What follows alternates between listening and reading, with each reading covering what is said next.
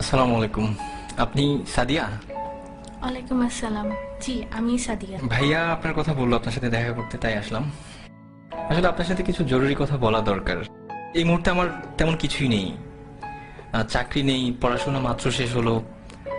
সুতরাং বুঝতেই পারছেন বিয়ের জন্য যে একটা মানসিক প্রস্তুতি, তার কোনোটাই আমার নেই। আর আমি জানি ভাইয়া আপনাদের ফ্যামিলিকে অনেক পছন্দ করে, এই জন্যই ভাইয়া চাই যে আমি আপনাকে বিয়ে করি। জি, আমিও তো তাই চাই। আসলে আমি আপনাকে কি বোঝাতে চাচ্ছিলাম আপনি হয়তো বুঝতে পারেননি। বাবা মা মারা যাওয়ার পর থেকে ভাইয়েরা আমার দেখাশোনা করেছে বা এখনো করছে, কিন্তু এই কৃতজ্ঞতা স্বরূপ তো আমি আপনার মতো একজনের ভবিষ্যৎটাকে অন্ধকারে ঠেলে দিতে পারি না। আপনি অন্ধকার বলছেন কেন? কিছু নেই বলেই তো আমি আপনাকে বিয়ে করতে যাচ্ছি।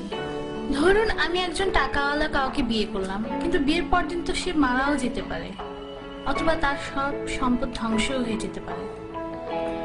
আমি তো টাকা, বাড়ি, গাড়ি এসব দেখে বিয়ে করতে চাই না। আমি চাই একজন ভালো মানুষ। তাছাড়া আজকালকার ছেলেদের যে অবস্থা, তারা যেভাবে চলাফেরা করে, এদের মধ্যে তো ভালো ছেলে পাওয়াটা খুবই মুশকিল। আমি যতটুকু জেনেছি আপনি একজন বিশ্বাসী মানুষ এবং প্র্যাকটিসিং মুসলিম।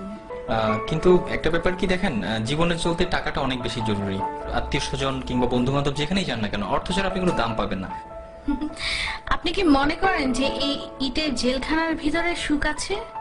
সেখানে আছে মোহ, আছে লোভ, লালসা আর নষ্টামি। তারা সম্পদের পিছনে ছুটতে গিয়ে নিজেদেরকেই হারিয়ে ফেলে। স্বামী স্ত্রীর মাঝে কোনো ভালোবাসা নেই। বাবা সন্তানকে দেখতে পারে না, সন্তান বাবাকে দেখতে পারে না। আমি তো এমন চাই না। আমি চাই একটুকু জান্নাত, যার তুলনায় এই দুনিয়ার সমস্ত সম্পদ খুবই তুচ্ছ। আমাদের বিয়েটা ছিল খুব সাধারণ। মসজিদে গিয়ে বিয়ে করলাম, এরপর কিছু জিলিপি কিনে গরিবদের মাঝে বিলিয়ে সারাদিন দুজন মিলে ঘুরলাম।